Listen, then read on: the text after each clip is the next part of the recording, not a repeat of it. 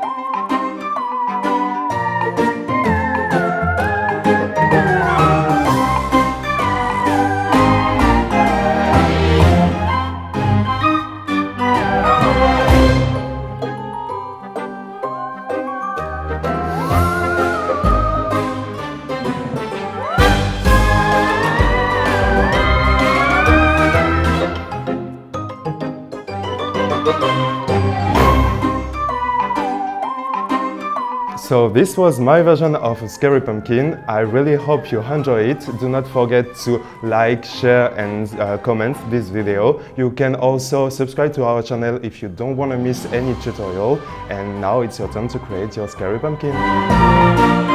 Bye.